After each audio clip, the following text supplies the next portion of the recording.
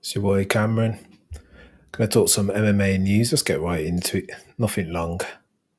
Let's have a listen to John arguing about how good or bad Islam Makhachev is or looked over this past weekend. Yeah. Because he actually almost jumped into a bad position in a clinch. He was up high. Yeah. Nothing that he's ever, been taught to do, but he wanted to get to that clinch position so he could try to just feel what Thiago is like, get an idea, how strong is this? I'll just say actually before we get into it, I didn't think Islam looked that bad on the weekend. What he's going to suffer from is Khabib syndrome, right? Since Khabib is his coach, is his training partner, everyone, and Khabib was so good, and then on such a zenith, a high, everyone's going to be looking to Islam to be the next coming, and I think that might be a bit of a curse more than a gift. This guy, what's it going to be like? And what was the first one? He grabbed the body lock, he lifted, and then he high crotched it with his knee. So Yep. he elevated with the knee and then was able to twist him off. Yeah, he twists him off, took him to the center of the cage, and dropped him. I loved it. That was beautiful. Nice way to secure that round.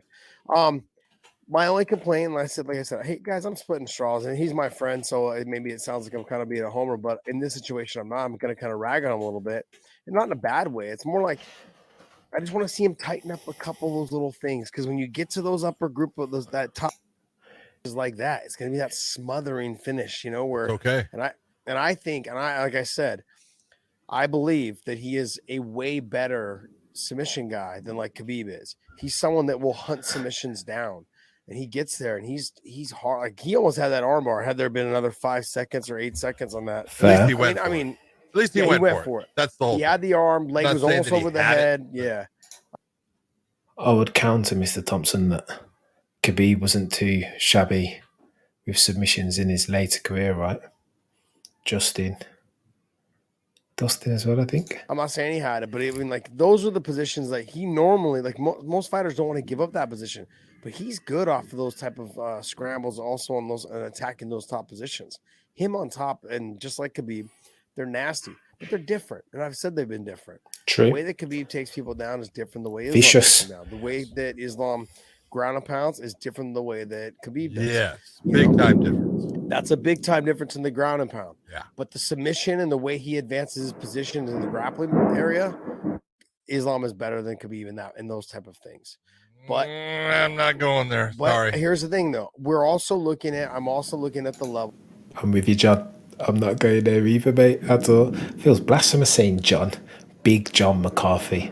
I'm with you. So like, hey, we're comparing him to the Khabib that left the sport as the champion. That's not fair. You've got to compare him to the Khabib that was fighting totally guys like fair. Pat Healy. It's totally fair because there's Khabib, the guy that I watched was champion, and there's Islam. And that's all I can compare.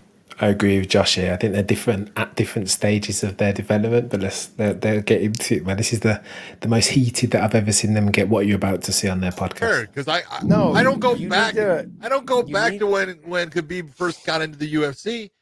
Look at how many fights. You need to go back to when he fought Pat Healy and when he fought Thiago. Fights? How many fights did Khabib have in the UFC? 12, 13? Something like that. 14? Well, how many has Islam now had? I don't really not that many. Oh no, come on. He's got to be close to 10. No, I think he's only got 8. No, he's on a 7-fight win streak, now an 8-fight win streak. So a 7-fight win streak. And he lost the one, so that's 9 fights. He won 1, lost 1, and then that's he won 7. That's 10 fights, just like I said. Look at that. Won 1, lost 1. Hold on, pull it up, 7. Dave. All right. Pull it. These lads on the maths, I love it.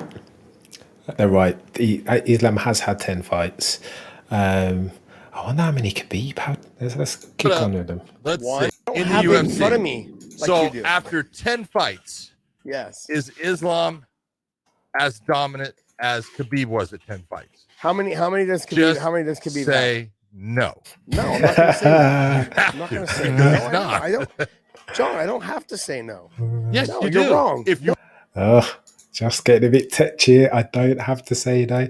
True, but I don't know on the balance of things. Let's have a look at Khabib's where Khabib was 10 deep in the UFC. Edson Barbosa, Aloe Quinta, Conor McGregor, mate. Islam's not fighting those type of dudes yet. So Thiago, okay, decent before then. Drew Dober. We're going through Islam Makhachev victims. Davi Ramos before then, decent, but world class, probably not. Title contender anytime soon, probably not. Our man, something, can't pronounce his name, Cajun Johnson, Gleison Tebow. So, I don't know, man. I'm with Big John here. I don't think you can compare the two. And this, to my original point, is ultimately what Islam's going to fall victim of, right? Everybody expects him to be the next Khabib, and I'm not sure he is. You want to be right. No, you're wrong. I'm not wrong. I think the level of competition, like the guy he fought tonight, was better than the guys. We need more of this in MMA. Oh my God! People Let's see. debating. Okay, so and in that range, I can't see because Dave's putting white crap up and everything. Whatever. Hold on. Go do his first 10 fights or whatever. What was his 10th fight in the UFC? Come on, podcast Dave. Get it together, mate. Fight was, and they all got put out, so they do a last-minute replacement. That's who you're going to say, oh, it's this. The You got to only compare guy, those two? the only guy that was better than Moises tonight was RDA. The only guy that Khabib fought ever that was better than him tonight was RDA. No. Yes, absolutely. No. Who? Negative. No, go down the list before that. Who else was on there that was better than him tonight? Let's see. Better than Moises Edson tonight. Barbosa was ranked ahead of what? Let's say that Moises was ranked what tonight? 14th. See, this is another thing that I've noticed that MMA fans like to do. Short of memory, but bold of conviction. We know everything, but when challenged on data points, yeah, whatever. 15th. Somewhere in there? Yeah, 14. I think it was 14. Okay, so when Khabib fought Edson Barbosa, what was Edson Barbosa ranked? So you're comparing a 45-pounder to how good Moises No, he is. was a 55-pounder back then. I can't help that he dropped down in weight. But what I'm saying, you're trying to compare a smaller guy to the bigger guy, to someone who fights at 55. I'm talking about who's a better fighter. I think Moises is a better fighter. He's You're more crazy. well-rounded. He's got better submissions. He's got jiu-jitsu. I mean, he's way better. I'm with you, Big John, for once. You want to put that into effect? I think he's better. I think he's better. All right. He's a better, more well-rounded fighter than Barbosa. Where's the world champion that Islam's fought? None. Who? That's what I'm asking. Who? Big John. Josh Thompson, that normally so eloquent and articulate, clearly didn't have his Weetabix today because Big John's running rings around him. Where's the world champion that he fought RDA? That was the only one he fought. Okay, there's one. I said that already, John. Doesn't matter. I said he's like the only fighter that was. No, he's that not. Was he's better. not the only fighter that's better. He was the only. You he take was the a only look at better the fighter. list of who Islam has fought. He's not fought the competition. I didn't Khabib say that. We were comparing 10 fights and 10 fights. You're right. That's right. I said the only guy. Khabib fought better fighters than Islam. Oh my God, I've never heard thunder like that before in my life. Holy smoke! I felt like the house was going to fall down. But we move. I said, but where we are at now, Islam's opponent tonight was better than what Khabib was fighting at that time, outside of RDA. That was it. No, you're wrong. No, you're so wrong. It's okay to be wrong, though. It's okay. No, it's all right. We can agree to disagree that I'm right. It's perfect. Take a look at the list of who he's fought. Jesus. Apparently, we're going to have to agree to disagree here, lads. Love it. No one. Absolutely brilliant. So no, I'm with Big John on that point. And again, not to reiterate too much, but I think Islam is a good fighter. He's probably more well-rounded than Khabib, but Khabib's gift was always that. To the Bruce Lee point, I'd rather fight the person that's trained 1,000 techniques than the person that's trained one technique 1,000 times, and that was Khabib, right? Khabib was the dude who was specialized. Almost take it back to UFC 1, right? Not quite that deep, because obviously he had a bit of stand-up and submission. Like he was half well-rounded, but the one thing that he could do was take people down and control them, right? And you weren't beating him at that. Let's have a look at some of these other Islam comments. No Khabib, same thing, right? Dan Hooker, though Dan's a brilliant fighter, but I suppose on the back of a 3-3 record, maybe he doesn't want to talk about how Islam isn't. He's no Khabib. I don't know. What do you think, guys? Do you think that people shouldn't be able to talk? I used to do a bit of Brazilian Jiu-Jitsu back in the day. I've never fought even semi-professional or in an amateur fight, mixed martial arts. Does that prohibit me from being able to talk to mixed martial arts? Does that mean that I have no knowledge? I don't know. Does Dan Hooker's record mean that he can't call out what he sees in that Islam Makhachev is no Khabib? I think that's fairly obvious. You gotta give Dan Hooker that blind, surely. Let's go to this. What can we see? So this is the UG. So I'm going to try and do this weekly segment where I'm just going to go through some news, man. Anything that catches my eye. Let's have a look. Is the Conor myth finally over? Oh, UG. One Punch JD writes, not saying Conor wasn't good. He was great even at times, but my observation, he was largely an overhyped poster boy who was great at marketing himself. Can't hold any of that against him. So this, okay. See, the issue here, guys, is that because Conor's lost his last couple and has a, I want to say, what's the record? Three, like it's a bad record now. I can't remember. Lost against Cerrone, lost against Khabib.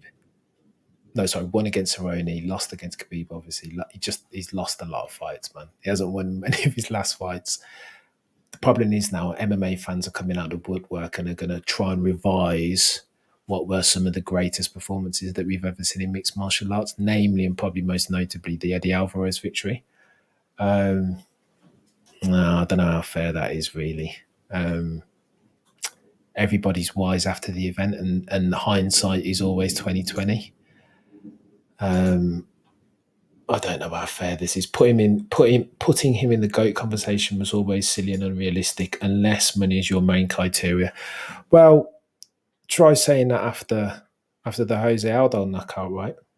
It was hard to, on that evidence alone, it was hard to kind of keep him out of the GOAT conversation or the pound for pound at the time. Oh, look at this. Terry Silver, inactivity effed him in the end. If he stuck to MMA and no boxing or whiskey, he would have had some other marquee wins, no doubt. All the inactivity killed his gains of progression. He used to be obsessed with the fight game. He probably pays close attention and loves it, but he isn't obsessed with the new movements and techniques anymore. I think Terry's spot on right there. High level sports is my favourite.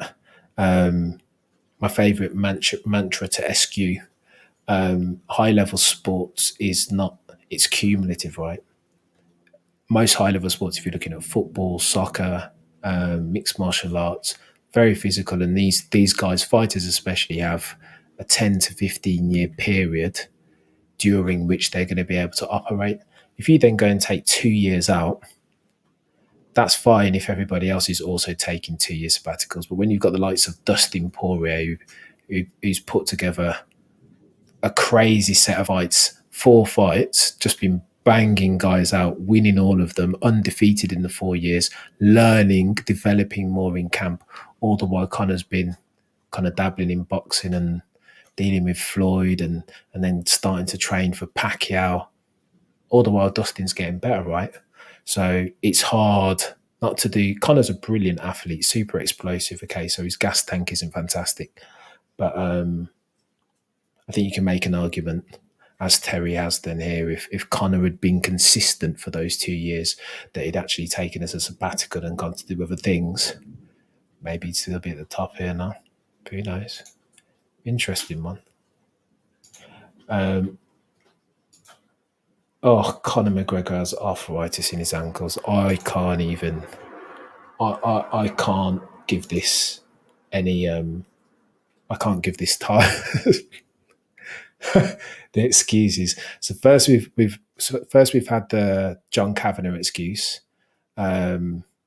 That, not excuse so much, but just he's giving a view on the Dustin Poirier fight, saying that he thought Conor was doing all right. What fight were you watching, John? Love Kavanagh, Coach Kavanagh to bits, but what fight were you watching where you saw Conor doing all right? 2 judges gave 10 8 rounds, mate. What are we talking about here? This doesn't make sense. At first, you've got that. Then you have Conor coming out and saying that all the doctors pre-fight were aware of a pre-existing condition that that could have potentially led to the injury. The doctors all came out and said that that's nonsense. Now you've got Dana White coming out and backing what the Irishman's saying. UFC president responds to Conor saying that the promotion was aware of an injury heading into the UFC 264. Dana, why are you lying for, bruv? Uncle Dana, stop lying, man. I know that you've got there's a lot of money on the line, right? You need to back Conor to make sure that he comes back and makes you that crazy pay-per-view money. But come on, like, a blind man can see through that. That's nonsense. Absolutely ridiculous. There we go again. MMA Junk report the same thing. I don't know why these MMA journalists give credit to these things. Obviously it's Dana that's saying it, so they've got to print it kind of, lest they get their passes taken away and credentials. But still, in the wake of Conor McGregor's leg break and subsequent claims, in an interview with Waters World on Fox News, he was asked whether he's dealing with it. I can't even be bothered, man. It's too Why are we trying to make excuses? So, in a nutshell, then, this is how I interpret this.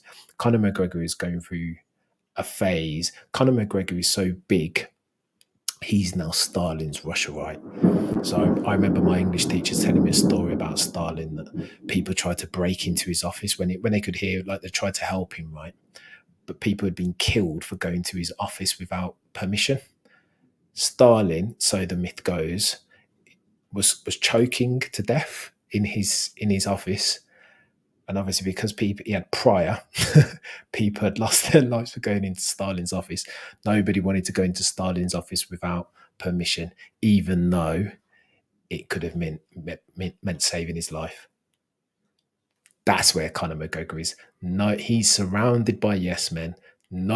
Conor is far too big and far too rich and far too powerful and far too charismatic a character to be told no, to be given advice, to try and change the direction of a training camp. Even Coach Cav, who's known him the longest time, Coach Cav isn't daft. Coach Cav isn't daft, but he knows that in order to keep his job and still be on the payroll and get his percentage of the mega 1.8 million pay-per-view buys that Conor did versus Dustin, he needs to be seen to be backing Conor's case, even if that does mean lying and saying that Conor was doing very well against Dustin. I don't know. But let's have a look at this now. More Islam news. Who at 155 would you pick above Islam and why? Well, all the top contenders really at this point. And again, I suppose he's fairly early in his development. I would pick Dustin. I would put Charles. I would pick Mike Chandler. Would I pick Tony Ferguson? Tony feels like he's finished. Maybe not Tony. That might be me being a bit harsh. Right, there's another thing that I wanted to discuss really quickly. I wanted to touch on Ariel Helwani's video. His tell-all. Okay, so Ariel's now left ESPN, and in true snitch fashion, he's given an interview on Dan Le Batard, and he's gone in on all of them, hasn't he? All of them, especially Dana. Love it. I love when Ariel. Listen, I feel bad for Ariel. He's the best journalist in the game, but again, MMA is Stalin's Russia, right? Unless you pander to the head honcho, that is Dana White, and don't play by his rules, i.e., letting him know when you're about to breaking news that Brock Lesnar's coming back, then you might find yourself on the outskirts. I still don't know where I sit on this. Obviously, Dana's been wicked and treated Ariel really badly since, but I'm not sure if I were Ariel in that position, I'm not sure whether I don't take my journalist hat off for a second and manage Dana's expectation. Let him know, listen, mate, I'm about to break this Brock Lesnar news. Anyway, let's go. Let's into your sphere. Like Paul Felder and Daniel Cormier, all those guys deserve to be up there to talk about the sport and get that shine. So I think they feel a little bit defensive and territorial about it. Did Dana White run you out of ESPN? Well, of course they do, Ariel, because they're still on the payroll, right? So, God bless Daniel Cormier and Charles, but you put them in awful positions. Yeah, you were doing shows with them, but it's tough for them, man. They need their paycheck. By associating with you at work and outside of, jeopardizes the bag. Wow, we're just getting right into it. So you really want me to answer this question wearing the luchador? Yes. Without mentioning it. And question being, did Dana push you out again so that we can have your the ESPN moment neat and we can go Where's Juju? So we can Cut have the now. moment Start viral. No, let me ask it again. Let's try again. Are you ready? Yes. Did Dana White run you out of ESPN? So I can't answer that question with yes or no, but I will explain it like this. From the moment it was made public that I was joining ESPN, unbeknownst to me on my life, on my kid's life, I didn't know when I was hired by ESPN, I didn't know that they were in talks with the UFC. I had no idea. At the time, they really had like one MMA guy on the staff. I thought, all right, the sport is growing. Conor McGregor, they want to beef up the coverage. I had no idea about the other stuff. And then if you recall, and you could go back and look, initially they signed them to a 10-card deal, ESPN Plus only. And then I was like, all right, they're not the sole exclusive broadcast partner. I could live with that. And then it became the whole freaking thing. And then I started to get nervous. Take off that mask, Ariel, anyway. So from the moment it's putting me off. It was made public in mid-May that I was going to ESPN, and at that time it had already been out. So I'll tell you a story. I've never even shared this story. When I would be at events, Dan and everyone, and let's say it's the weigh-ins, right? And there's a desk there, and I'm doing something beforehand, but Dana White is coming as a guest in 30 minutes or something. I would have to be escorted out of the venue because per his request, I couldn't be in his vicinity or his line of sight. Stalin's Russia. That's so harsh. But again, nothing atypical of the man we know as Dana White, right? You cross him and you're finished. Ariel will not be the first, nor will he be the last journalist to cross Dana White and nearly get ostracized. I contend that Ariel's actually been quite lucky to maintain his stand in the MMA world. It's only because fans love him so much that he's still about, really. Others have died and gone out to pasture for crossing Dana once. And I feel like he's had multiple infractions at this point. So here I am on the set of a company that I work for, and security, the nicest people in the world who were embarrassed that they had to do this, would tell me, I'm sorry, Ariel, we have to walk you out. You know how that makes someone feel? We have to walk you out of the venue because Dana White doesn't want you in his line of sight. I said, I'll sit right over there. Wow. I won't even look at him. I'll look at my phone. What are we doing here? So that's the kind of stuff that I had to deal with. I couldn't go backstage. I couldn't do a lot of other stuff. But Ariel, you knew this. You knew this. So I don't know what... I kind of feel like he, even going back to the Brock Lesnar announcement, I feel like he was a tad naive to think that following any sort of journalism etiquette was going to make him somehow immune from the wrath of Joseph Stalin, aka Dana White. All that being said, DC and Helwani, Ariel and the Bad Guy, Ariel Helwani's MMA show. I had a very successful run there. They let me do sidelines. I have no ill will towards them. I know what they were having to deal with. I know that the issues that were brought upon them by him. And for the record, they did give me an offer. And it was an offer that I think a lot of people covering MMA would be thrilled with. At the end of the day, there was an offer that I had to turn down. They could have easily said, by the way, thanks about for your 500 time. grand, I think, let's a year. just, USD. That's let's not just bad. go our separate, because they were, It doesn't have a use for journalism. Obstacles on by this man over the course of my life. I'm worth nothing. He's worth hundreds of millions of dollars. He's got houses all over the world. I'm some schmuck with 3 kids who's just trying to, live out the American dream. And I was asked to extend an olive branch, and I did because I wanted it for the better of the situation for everyone involved. And I never got a reply. Wasn't allowed to go backstage. My first 6 months there, Chael Sonnen and I, who I know that you've had on the show, and I think you hold in high regard. We did a pre-show and a post-show called Ariel and the Bad Guy. this example might not mean anything to you guys, but I thought that we had the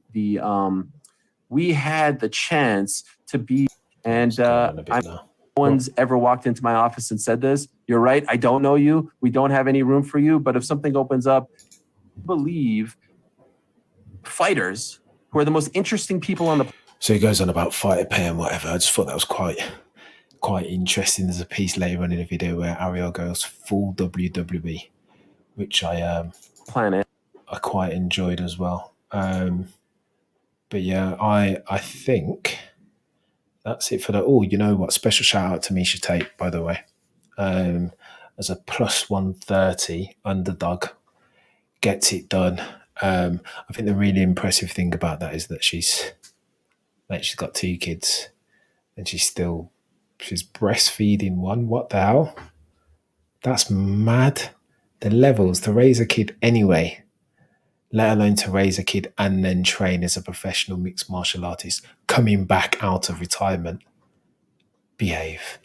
Misha Tate is a trailblazer. That's incredible stuff, man. I wish her the best. I don't want her to get into octagon with Amanda Nunes or Valentina Shevchenko anytime soon, because I think what would happen there wouldn't be a good thing for anyone, for Misha Tate or the onlookers. But credit to her, man. That's admirable. Raising 2 young kids, breastfeeding, and still getting it done in the octagon. Blimey. Fair play, Misha Tate. But yeah, that's it. Thank you for watching. I'm going to try and start doing these every week, man, because the MMA news sphere is very congested. And I don't really see a lot of people kind of talk. I see a lot of people publishing the news, but not a lot of people talking to it. Anyway, listen, that's been another cast, another news chat. I will continue doing these again every week. Thank you for watching. Please do not forget to hit the subscribe, like, and comment, all of that good stuff. It really helps the channel, and we're trying to smash out this YouTube algorithm. We'll see you, as always. We'll see you on the next one. Peace.